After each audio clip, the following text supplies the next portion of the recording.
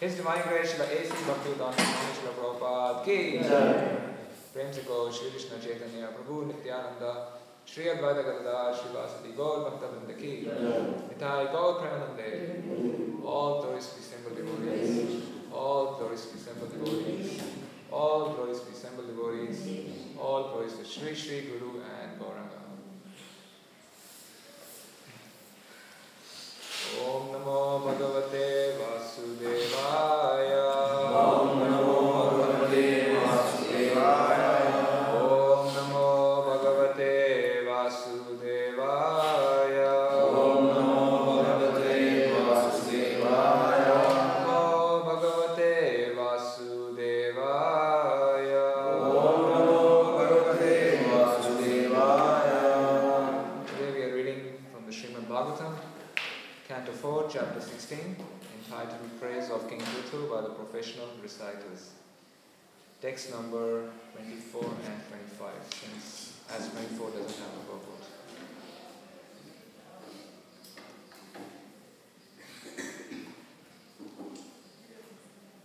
Esho Ashvamedan Shatam Ajahara.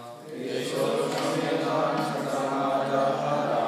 Saraswati Pradurabhavi Yatraha. Saraswati Pradurabhavi Yatraha. Aharshidhyasya hayam purandaraha. Aharshidhyasya hayam purandaraha. Shatakratus charame vartamane. Shatakratus charame vartamane. Esho Ashvamedan Shatam Ajahara. Esho Ashvamedan Shatam Ajahara. Saraswati Pradurabhavi Yatra. Saraswati Pradurabhavi Yatra. Arshivyasya hayam purandaraha. Shatakratus charame vartamane. Esho Ashvamedan Shatam Ajahara. Saraswati Pradurabhavi Yatra. Aharshidhyasya hayam purandaraha. Shatakratus charame vartamane. Esho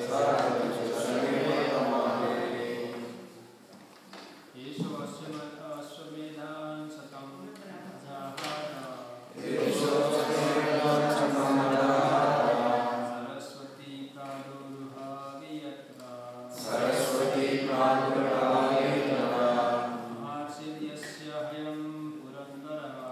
Aharshidhyasya hayam purandaraha. Shatakratus charame vartamane. Shatakratus charame vartamane. Esho Ashvamedan Shatam Ajahara.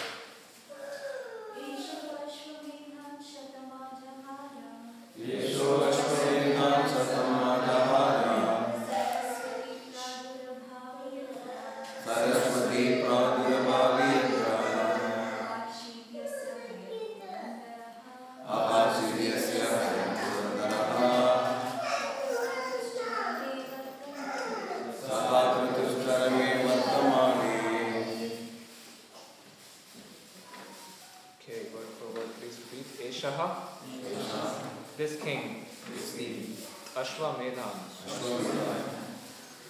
sacrifices known as Ashwamedha. Is the microphone on? Thanks, bro. Shatam, 100.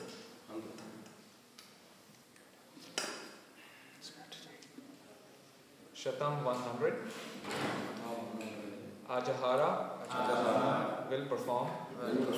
Saraswati, the river of the name Saraswati. Pradura Bhavi became manifest. Yatra, where Aharshit will steal. Yasya, whose Hayam, horse. Purandaraha, the Lord Indra. Shatakartu, who performed 100 sacrifices. Charame, while the last sacrifice. Vartamane, is occurring. Translation. At the source of the river Saraswati, this king will perform 100 sacrifices known as Ashwamedha. In the course of the last sacrifice, the heavenly King Indra will steal the sacrificial horse. Text number 25. Esha sva sadmo pavane samitya sanat kumaram bhagavantam ekam aradhya bhaktya la bhatam malam taj jnanam yato brahma param vidanti. Thanks.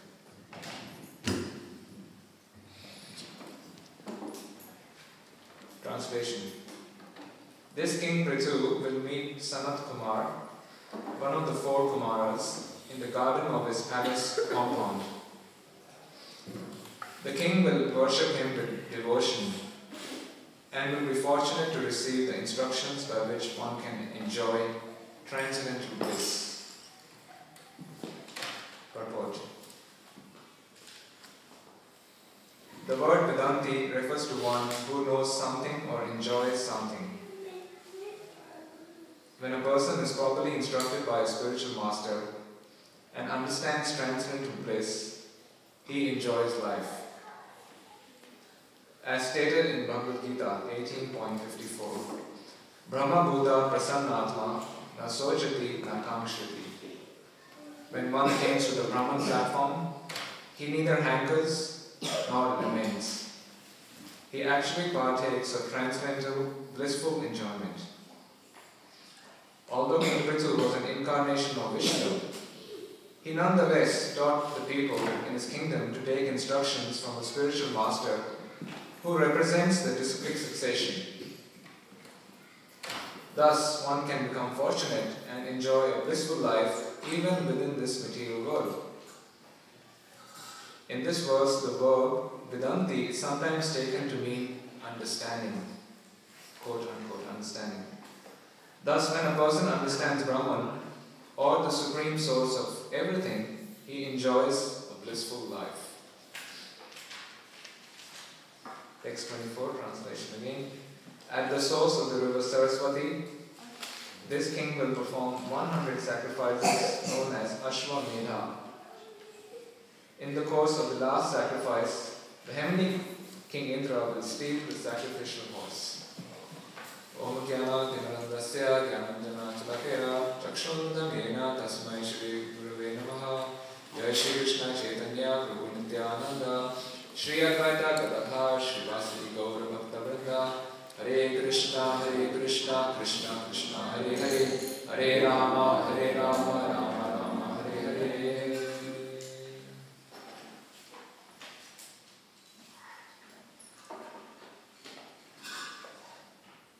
So the origin of all cheating sannyasis and gurus is in this verse, in today's verse.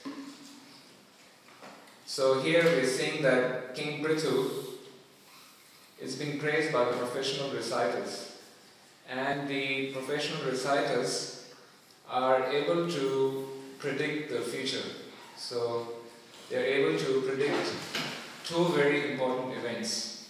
So number 1 is they are predicting the Ashwamedha Yajna, or the 100 horse sacrifices. Or shall we say, as we'll see, 99 horse sacrifices which do take place. And number 2, they are able to predict the King Prithu being instructed by Sanat Kumar, who is one of the 4 Kumaras. So that was the potency of the Brahmanas, whereby they had the ability and the power to make such predictions. And in today's day and age, we do not find such potent Brahmanas. Even many astrologers are unable to accurately predict the future. And here professional reciters are glorifying King Prithu and predicting the future. And they have predicted that he will perform the Ashwamedha Yajna, which is 100 horse sacrifices. And Chaitanya Mahaprabhu, he has banned the horse sacrifices. And Chaitanya Mahaprabhu, he was having a conversation with Chand Kazi.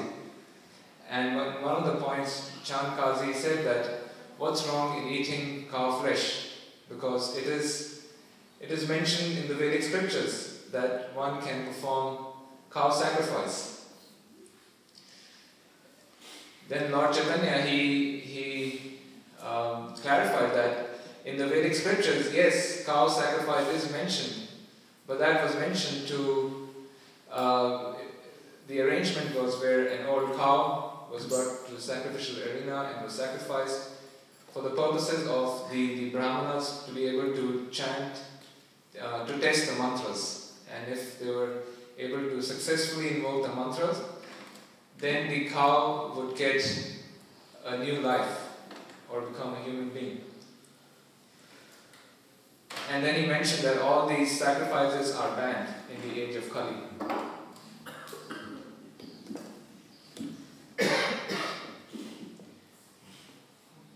And here, Prithu Maharaj, back in the days of yore, he is performing the Ashwamedha Yajna. And as I opened the lecture by saying that this verse is the origin of all cheating sannyasis. So the cheating sannyasis and gurus and charlatans have originated from here on. So what happened was, as we will hear in the next chapter and the chapters thereon, that Prithu Maharaj was performing this sacrifice, this Ashwamedha Yajna, and in this Ashwamedha Yajna, great personalities appeared. The Supreme Personality of Godhead, Vishnu, appeared. Lord Brahma was there. Lord Shiva was there. And all the demigods, they came from all over the universe to this sacrifice for the Ashwamedha Yajna. So, Prithu Maharaj was performing them one after the other. So there's 100, and he reached 99. So he was performing sacrifice number 99, and there was one horse left in the arena which was to be sacrificed. And Indra, he got jealous and envious of Prithu, because if he were to perform the 100 horse sacrifices, he would effectively take over his position. And he would possess unsurpassed opulences. So then Indra, he decided to disrupt the sacrifice. And he came to the sacrifice, he was invisible, and he stole the horse. Because if there's no horse, he cannot perform the sacrifice. So he stole the horse and ran away with it. Then the great sage Atri, he saw Indra running away with the horse in the skies. And when he saw Indra with the horse, he immediately understood what has happened. So Atri went to the sacrifice and he told Prithu's son that Indra had stolen the horse and you should kill him. So Atri decided to follow his instructions, Prithu's son decided to follow Atri's instructions and he pursued Indra. And when he saw Indra was dressed up as a sannyasi. So he had matted hair and his body was covered with ashes. So he was dressed up as a sannyasi and he was going away with the horse. So when Prithu's son saw that, he saw Indra dressed up as a saintly person, he decided not to kill him and he went back. So then Atri went there and said, no, you should kill him because he is performing an irreligious activity. So then Prithu's son again pursued Indra and he was about to release his arrows, and then Indra immediately gave up the dress of a sannyasi and he released the horse and disappeared. So the horse was brought back to the sacrifice and the sacrifice resumed, but Indra did not give up. So what he did was, because he's a very powerful personality and in charge of all the clouds, with the clouds he totally covered the sun over the sacrificial arena, and the entire sacrificial arena became very dark. It became pitch dark. So he came there and stole the horse again. This time the horse was shackled to the arena with golden chains and so on and so forth. But he stole the horse again. Again Atri saw what's happening. He told Prithu's son, kill him. This is, 2 times now. So he pursued him, and this time again, as before, he was dressed up as a sannyasi and he didn't decide to kill him. So Atri went back and said, no, you gotta kill him. So Prithu's son again went there about to release his arrows, and again Indra, he vanished and left the horse, gave up his clothes. So the horse was brought back and Prithu Maharaj understood what was going on and he decided to kill Indra, because Indra was, he was a great personality, as Krishna says in the Bhagavad Gita, Yad Yad Acharati Shreshtas. Whatever a great man does, common men follow.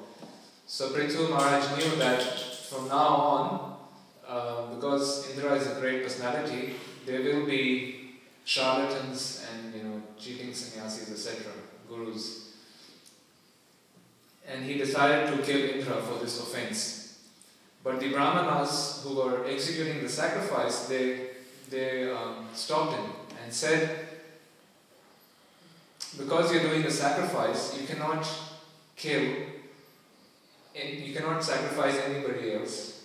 You cannot kill Indra, because it will nullify the effects of the sacrifice. So they said, what we will do instead is we will summon Indra with the power of our mantras and sacrifice him with offer him as oblations into the sacrificial fire. So that was the plan. Prithu gave his blessings, and as they were invoking the mantras, Brahma was present in that arena. So he intervened and said, hang on a second, it's not a good idea. So he told Prithu Maharaj, okay, you have done 99 sacrifices, that's enough. Take it as the will of Providence, you cannot do 100, and you're a devotee, so you don't need to do this nonsense. So you just perform just have peace with it, more or less, that's what he said. Just make peace with it. And that's what indeed happened. So here we can see that the origins of charlatan gurus, and they are so prominent in today's day and age. On Facebook, there's one guru who's doing the rounds. He's a very funny but charismatic personality. Hare Krishna. So I can't remember his name, but he just says anything which comes in his mind. Some Swami, Paramananda, this and that. Whatever comes in his mind, he just says it, and it doesn't make any sense. And as he speaks something, his disciples or followers are beating drums in the background. Have you seen that? The guru on Facebook is doing the rounds.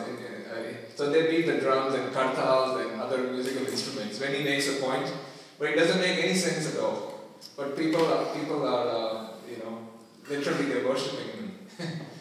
So there's plenty of those in Kali Yuga, right? And here, in the next verse, we see that Prithu Maharaj, he is accepting Sanat Kumar as his spiritual master.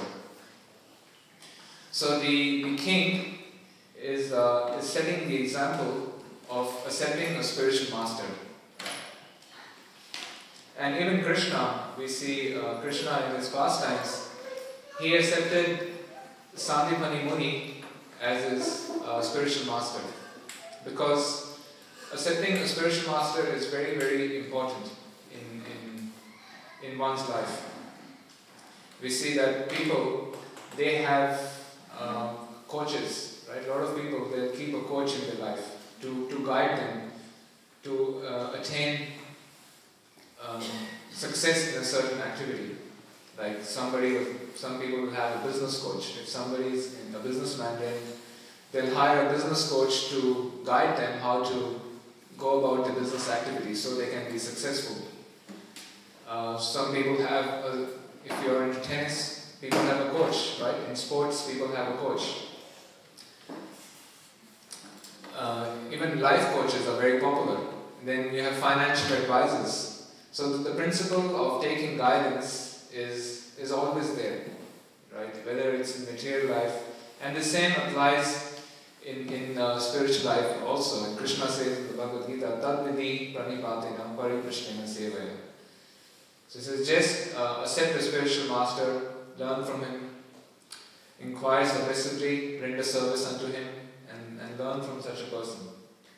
So a spiritual master is also required in one's life, because a spiritual master can guide one towards Krishna, which is the prime goal of one's life. So in Kali Yuga, there's so many fake gurus out there. There's dime a dozen of gurus, and why they want to be fake gurus? Because it's very it's an easy living, right? So we might be a bit of a struggle in the corporate world, or it's a struggle to make money, right? To make money, one has to endeavor so much, go out there, swim with the sharks, do different things, whether one is running a business or doing a job. So these people want an easy way out. And people in general, when someone takes to religion, they naturally become submissive, because that is one of the qualifications, right? If one wants to learn something, then one has to be submissive. In education, one has to be submissive if one has to learn something.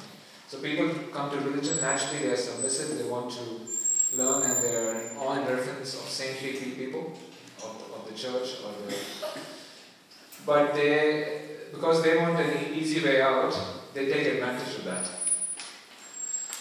And they take advantage of that, and they dress up as priests, as gurus, as very respectable senior people, saintly people, but they are not following the Shastra. So the qualifications of a guru, one of the qualifications of a guru is that they have to be very conversant with the scriptures. And in our context with the Vedic text, they have to be very conversant. There's that verse, Kiba Vipra Kiba Nyasti. Kiba Vipra Kiba Nyasti, Shudra Keninai. Ye Krishna Tattva Vita, Se Guru Hai. So it doesn't matter whether a person is a Vipra, in other words, a learned scholar, is born in a lower family, or in the renounced order of life. But the main qualification is they should know the science of Krishna, right? So they have to be, a spiritual master or a guru has to be very conversant in the science of Krishna. So that's one of the qualifications of a spiritual master. And then they also have to understand that they are a servant of God, that they are not God. Prabhupada said so many times, I'm not God, I'm a servant of God. And someone who says that they are God, they are actually dog. They're actually a dog. So a spiritual master cannot think they are God just because they are receiving all the worship and the awe and reverence from their disciples. They cannot think that they are God. And but unfortunately sometimes it gets to their head with all the reverence and all the their position and the worship they receive. Sometimes it gets to their head. And ISKCON also we see that now it's not like before. When Prabhupada left, the gurus they were receiving such high level of worship and it got to their head, and many of them fell down from their position. So, and that's one reason also why such high level of worship is not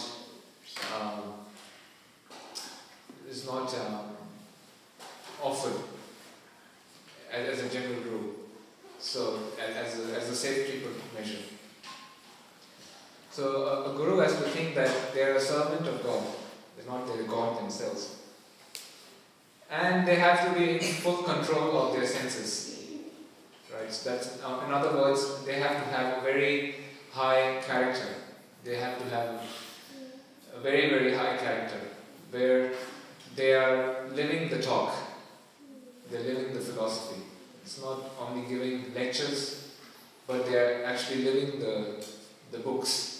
So it is said there is the book Bhagavat and there is the person Bhagavat.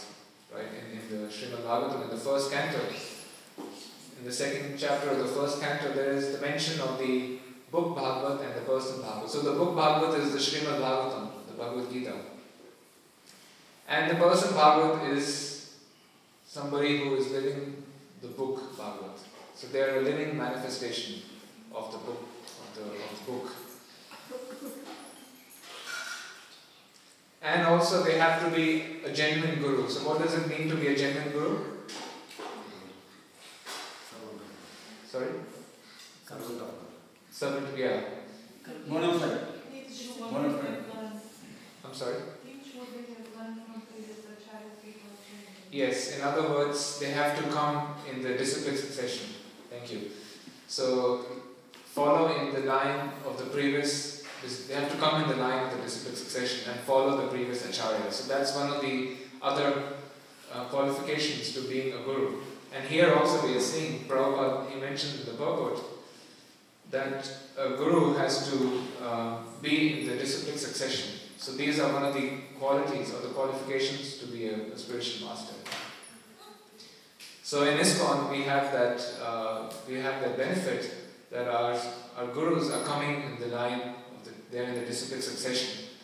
So we can approach any one of them and be rest assured we will get the benefit and the right instructions.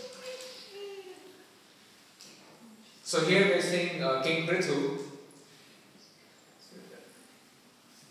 is taking instruction and setting an example. So one of the main qualifications of a king, or one of the main duties of a king, is to propagate God consciousness in their kingdom. Right? That's one of the main duties of the government or the executive head. So the executive head of various countries, their main job is to ensure that people are becoming Krishna conscious, or the principles of Krishna consciousness are being propagated very widely amongst their many other duties. This is their primary duty.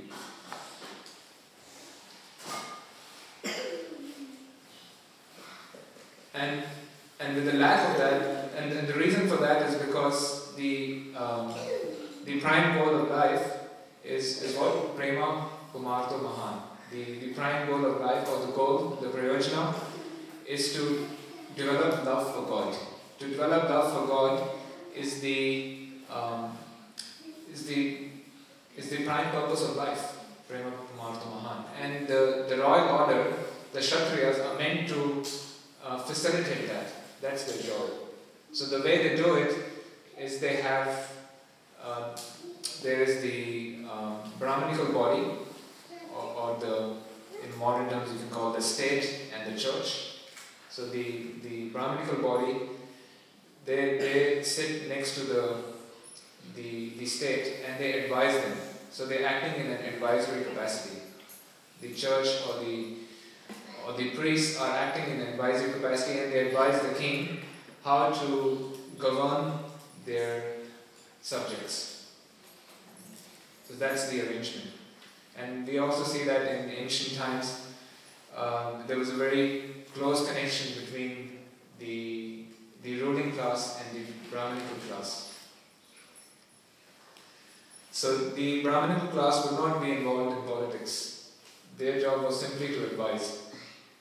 So they were as the advisors. And the king naturally had to be very Krishna conscious. Otherwise they cannot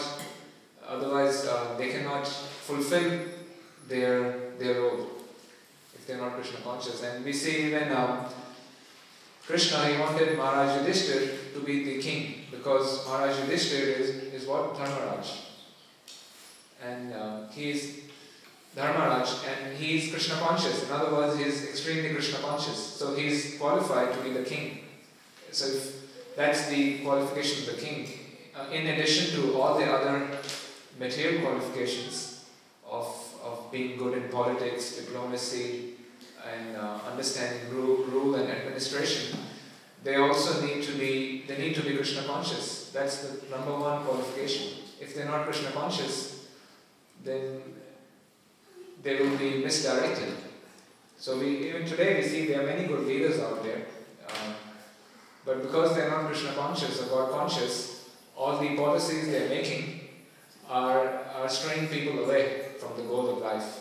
And in fact, all the policies they're putting in place, though they might have the best of intentions, are creating so many other problems. So the previous President of the United States was actually quite a good guy, but due to a lack of Krishna consciousness, their policies are no good. So the other duties of a king are, as we know, is to offer protection, right? That's the other duty of the executive head. So is to offer protection in terms of protection from lust from people, again that ties to Krishna consciousness, but also offer protection from crime and all sorts of other issues. So these are the other duties of a king. A Kshatriya means to offer, to protect, right? That's what a Kshatriya is to protect. So they need to protect people from thieves and rogues and dacoits. And in the previous chapters we saw Maharaj Vena was enthroned, though he was not Krishna conscious because they didn't have anybody else. They put him in place so he can keep all the rogues and thieves in check.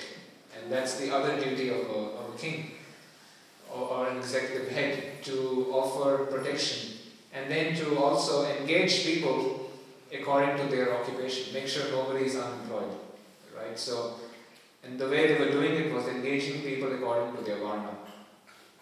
So according to their varna, people were engaged, or according to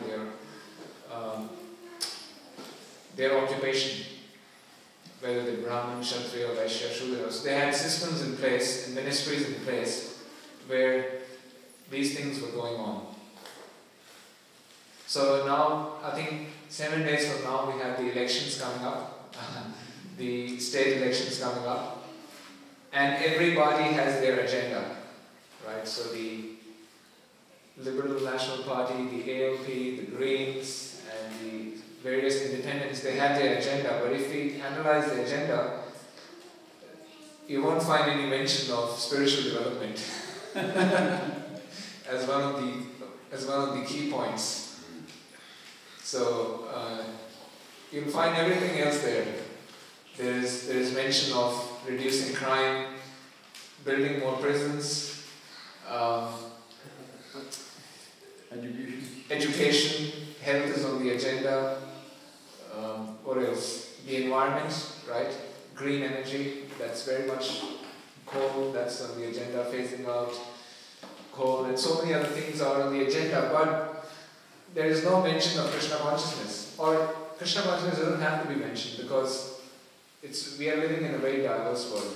Not everyone is going to take into Krishna consciousness, but the principles need to be there. The principles are universal, they are not there.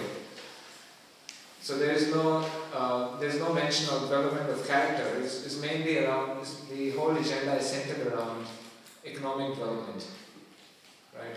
Creation, jobs, creation of jobs, and that is over anything else. But because there is no God consciousness mentioned,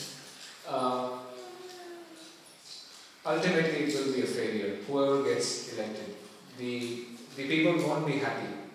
Why? Because people are not striving towards the Brahma-Bhuta platform, as Srila Prabhupada mentions here. Because the duty of an executive head is to bring people closer to the Brahma-Bhuta platform. So Brahma-Bhuta Prasannatma, na sochati, na kamshati.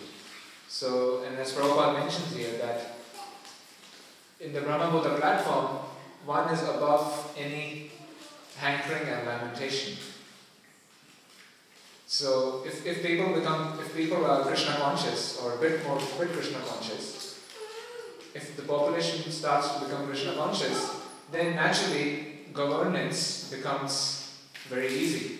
It's much more easier if people are Krishna conscious to govern, because they won't have so many problems. If people are much more Krishna conscious, then their wants will reduce. They might not go away, but they will certainly reduce. They will come closer to their needs. They will be able to see separate their needs from their wants. People will have the ability to do that. They won't be absorbed in consumerism. When people are a bit more Krishna conscious, at least they will theoretically understand that we are not the body. And a lot of people will begin to see, will begin to rise above the bodily concept of life. Even if it doesn't happen fully, but a lot of people, there will be a change in consciousness. And so many problems will disappear from the face of the earth, which are nations fighting with each other, or various groups not getting along with each other. At least they will begin to understand that. People will understand that also animals also have a spirit soul, and we should not eat them. So a lot of people will start to become vegetarian, and naturally they will give up intoxication, start to give up intoxication and illicit sex and gambling, because they're getting a higher pleasure and they can give up these lower activities. So, but because there is no God consciousness on the agenda of the government, so no matter, despite their best intentions to solve the problems, they will simply increase, and the people will not be happy, right? And people, when they're not happy with one government, then they vote and put in the other government. Then they're not happy with them, then the other one comes in. And then when they're not happy with both the major parties, then they put the independents in. So then even they won't be happy with them, because neither of them know that what we need, because they have a wrong idea of a person. They're thinking that we are simply this body. That's the understanding of who we are. We are simply the body. So the understanding of a materialist person is that the prime aim of life is to enjoy as much as you can before you die. So all their policies are geared towards that.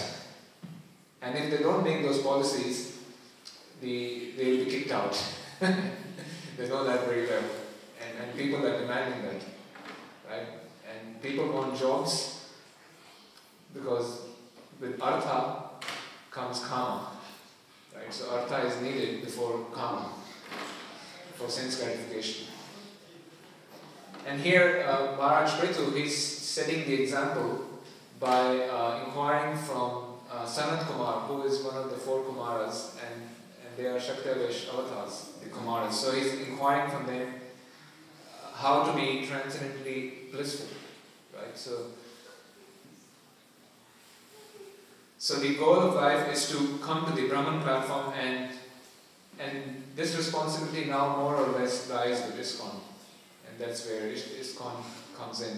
So Prabhupada started this movement to propagate God consciousness widely. So there is a shift there's a shift in consciousness of the people. So that's the whole purpose of ISKCON, is to teach people to be Krishna conscious. And ISKCON is an evangelic movement, right? It is not a bhajana movement. It is an evangelic movement, meaning meant to propagate the principles of God consciousness. And those principles are clearly stated in the charter of ISKCON, or the constitution of ISKCON, the 7 purposes. Prabhupada makes it very clear. Whereas we see in the government, in the constitution sits above the judiciary, the executive, and the legislative powers, right? And in the constitution there is no mention of this. In fact, the constitution is secular. So of course the constitution cannot be like, some people are saying we need to enforce Sharia law, this archaic, barbaric system. You can't enforce that in the constitution. They need to put the principles in place rather than follow a certain way of life. So that's the job of ISKCON. So just to sum up today's Śrīmad Bhāgavatam class, we spoke about King Indra, how he was trying to steal the horse, the sacrificial horse, and how King Indra started all the fake gurus and the qualification of a guru. We also spoke about the qualifications of a spiritual master and the importance of accepting a spiritual master, as well as spoke about the executive head. The duty of an executive head is to be Krishna conscious themselves and to propagate Krishna consciousness. And we spoke the various duties of an executive head, being Krishna, to spread Krishna consciousness, to offer protection, and all the other functions which they are doing. So with that, I'll end here, see if you have any comments or questions on today's verses.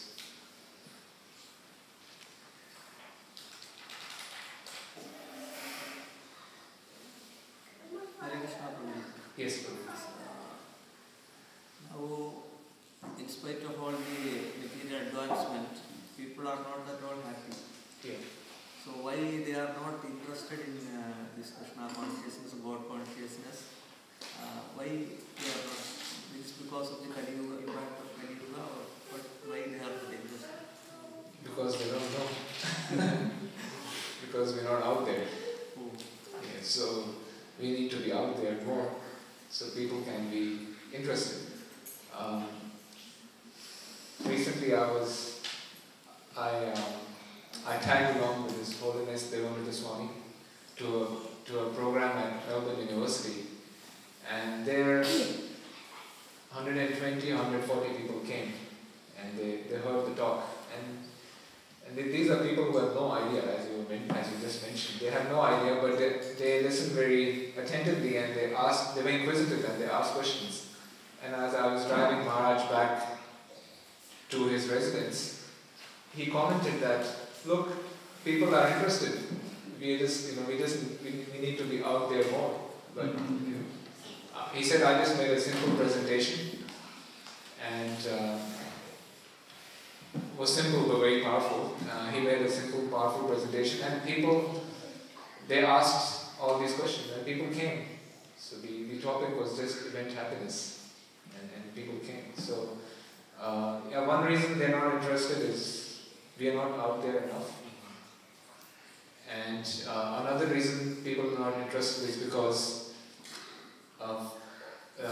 they've seen how religion has let them down in general. So there's the Royal Commission into institutional child sexual abuse, where they probed all the churches and so much, that religion has basically abused their power, and so many fake gurus. So they've lost faith in the system, and that's another reason they're not interested. But we need to be out there more also. That's the main thing. And also on a deeper level, people are not interested because that's why we're in the material world, to forget Krishna. But if presented in the right way, then it can spark their interest. Mahatma Prabhuji. As you said, just by comment, yes, that as Krishna says, Anyas Chintanto Mam Ye Jana Paripaste Tesham Nitya Bhaktanam Yogkshevam Vayami. That Yogkshevam is most important. Merciful protection like Krishna. Yeah. Whatever you have got, you will preserve, and whatever you need, you will give. Yes. It's solemn promise. Yeah. Most confidential knowledge. That's why what you are saying, Bhagavad Gita has to be presented to everybody, and even presented by Srila Prabhupada as it is. Yeah. Then people will understand our point, and teaching can really go fast. Sure. Thank you. Yes.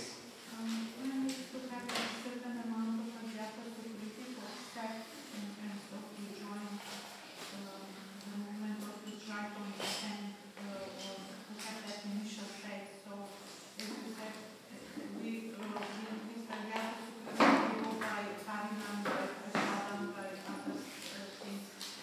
So that's why people don't accept, because they don't have enough unknown characters. Yeah. Thanks for mentioning that point. Very important point. Yes, that's another reason, because to accept Krishna consciousness, one needs to have Sukriti or Agyata Sukriti, and that comes from rendering devotional service, and the way people render is by indirectly participating through partaking prasadam and hearing the holy name. That's one of the means.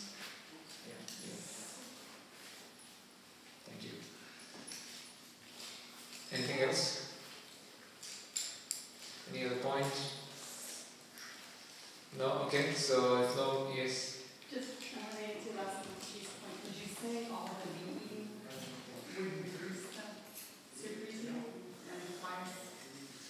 Would the meat eating reduce from?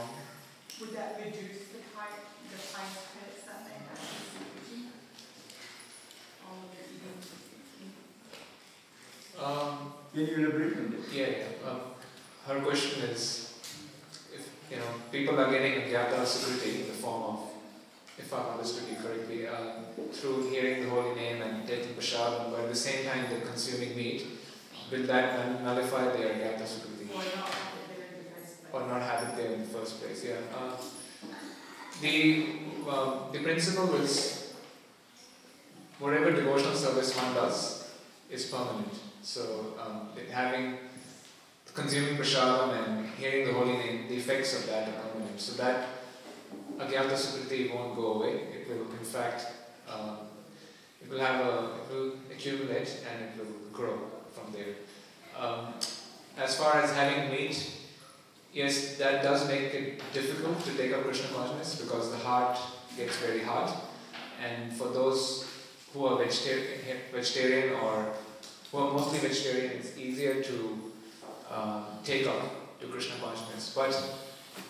But by partaking in Krishna consciousness in the form of those activities, they will gradually, and one will overcome one's conditioned nature. Thank you. Does that answer? Yeah. Okay, great. All right, we'll end here. Thank you for your attention. Srila Prabhupada Ji, Hare.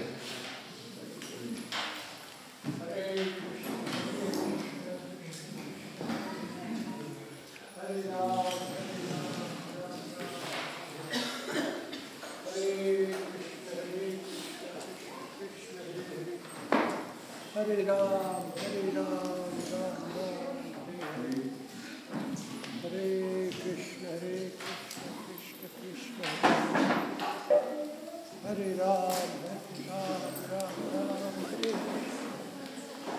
Hare Krishna, Krishna Krishna, Hare Hare.